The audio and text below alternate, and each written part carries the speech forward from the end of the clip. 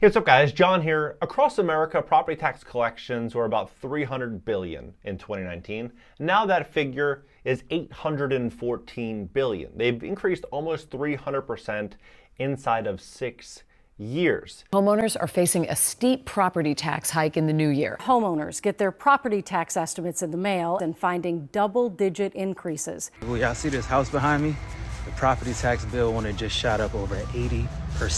But when you start to really pay close attention to what's happening with the government debt, the national debt stands currently at about $36.2 trillion, and every day the U.S. spends about $2.6 billion paying the interest on that debt. the direction that California, New York, Maryland, Chicago, and a handful of other states are going in. Mayor Mamdani is saying that if the state doesn't tax the rich, they'll have to raise property tax here in the city. Proposed tax on California billionaires is rattling Silicon Valley. And then match that up with some of the richest people in America, where they're parking their money, alongside what Ray Dalio warns happens next. It all makes perfect sense. California's ultra-rich are threatening to leave the state over a proposed billionaire tax. Listen to the mayor of New York City. Would rather do is ensure that they remain as they are so that the city can be on firm financial footing. However, in order to get to this point of closing the gap on both this fiscal year and the next fiscal year, we are forced to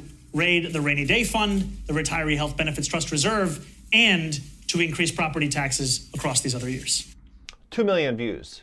2 million views on this video. And so as they're pushing the wealthy out, as they continue to clamp down on landlords, imagine what this will do to these property owners, to the people that live in this city, right? It's gonna really make a significant dent in the pockets of a lot of businesses. And I think it's just the start. Listen to what Ray Dalio says. How are we going to solve this problem? We're going to do it the way that we always do it, and it's always done when countries essentially go broke.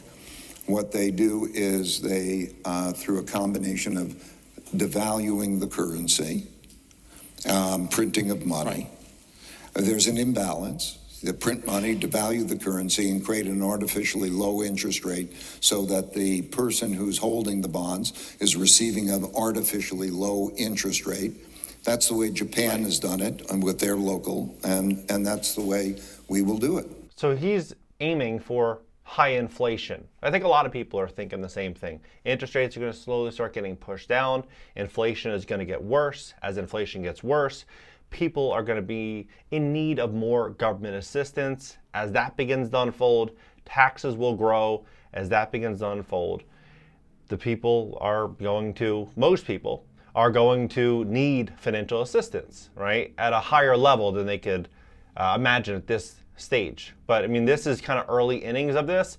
Rich Californians flock to Las Vegas housing market as lawmakers consider wealth tax. I mean, you look at some of the big tech founders that are acquiring mega estates in Miami.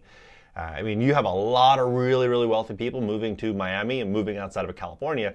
But here's what they predict. They predict a $64 trillion deficit inside of the next 10 years, right? 64 trillion is the figure. And it's not just, Politico saying that. It's a lot of different. The Congressional Budget Office states that the debt's projected to balloon to 64 trillion within the next 10 years. So as that begins to happen, how's that debt going to get paid down? Stimulus, right? That's how it's going to get paid down. It's going to be a lot easier to pay off debt if the currency is worth less.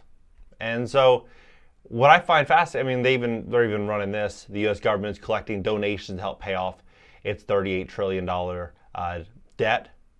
But inflation, reducing the real value, governments can inflate away the debt by allowing moderate inflation. The government pays back debt in cheaper, less valuable dollars than it originally borrowed. This reduces the real value of the debt over time. And so as this continues to move in this direction, what I believe is going to happen as this uncertainty index is going to continue to climb, a lot of people are going to be very, very nervous. People are going to start hoarding cash, and a lot of investors are going to look for places to park it as that cash continues to erode in purchasing power.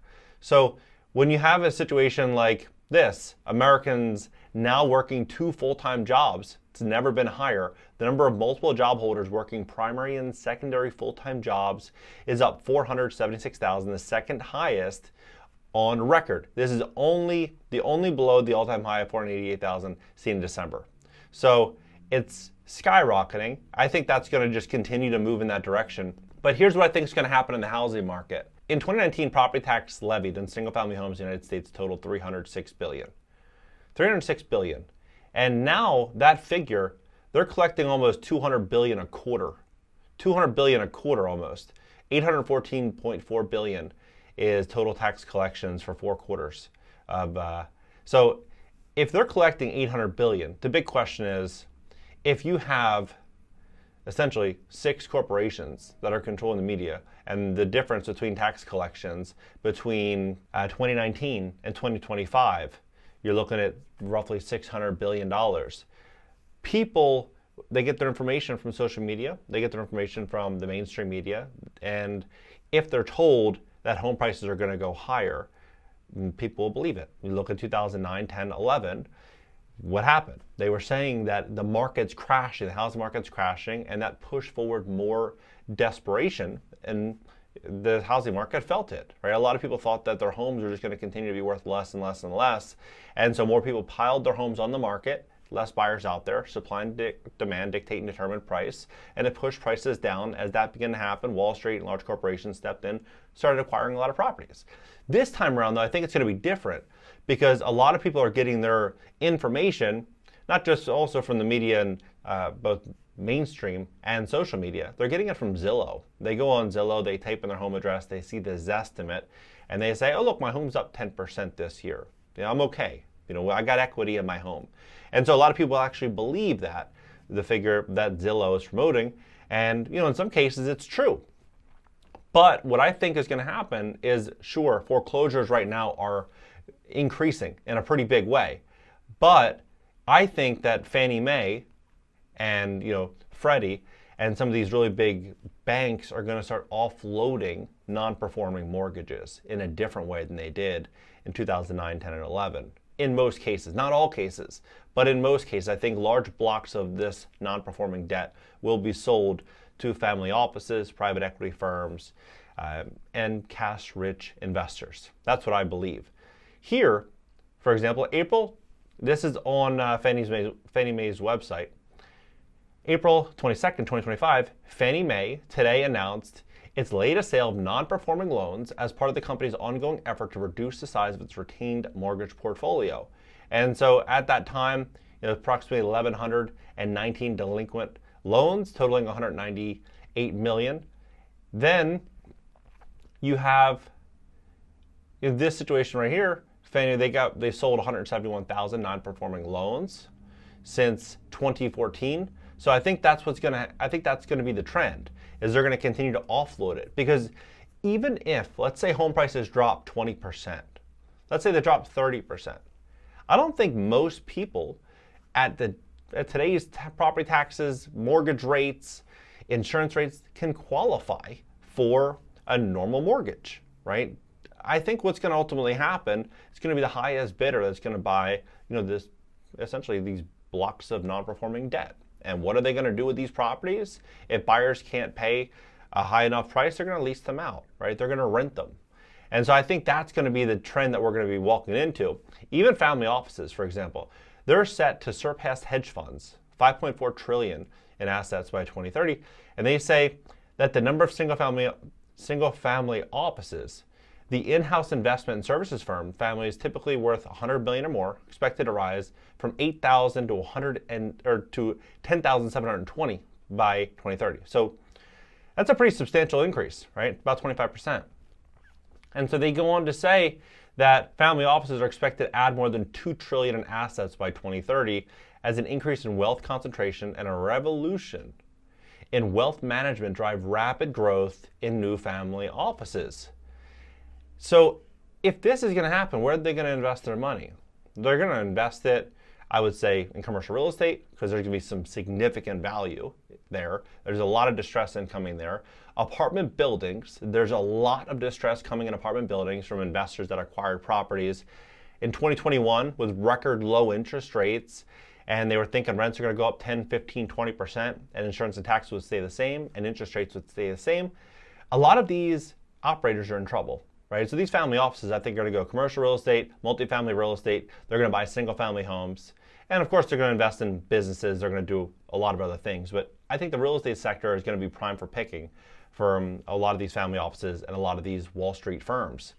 And I think that's going to be the smarter way for these banks to offload that inventory. I think that if they put a bunch of homes on the open market right now, they wouldn't be bought by Sally the hairdresser or Mike the plumber. They'd be bought by investors regardless. But I think that property tax collections, they don't want to see that number drop. I think they're going to want to see that number stay here and continue to grow. That's what I think. And the easiest way to do that is to paint the picture of an affordability and housing crisis. And it keeps the prices continuing to move forward. And yeah, I mean, what do you think about this situation? Do you think that property tax collections and this overreach is going to continue to grow? Or do you think we're going to go back to a 2018, 2019 type of world? I don't think so. I mean, I was talking to my dad yesterday. He was saying he went to a pancake house and they were trying to charge him $3 for syrup for his pancakes, right? And so I'm looking at this like this is the new normal where you get charged for every little thing, right? They're going to constantly try to push an upcharge and prices are going to keep likely going up.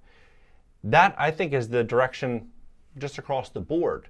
Is prices are going to continue to inch up, and it's not just going to be at a pancake house. It's not just going to be property insurance. It's not just going to be clothes. It's going to be everything. I think everything's just going to keep going up and up and up because the currency itself is going to continue to get less valuable, right? And so what else do you do with your money? You're going to have to invest it. You're going to have to put it to work. Let's have a conversation about this below, and I'll catch you next video.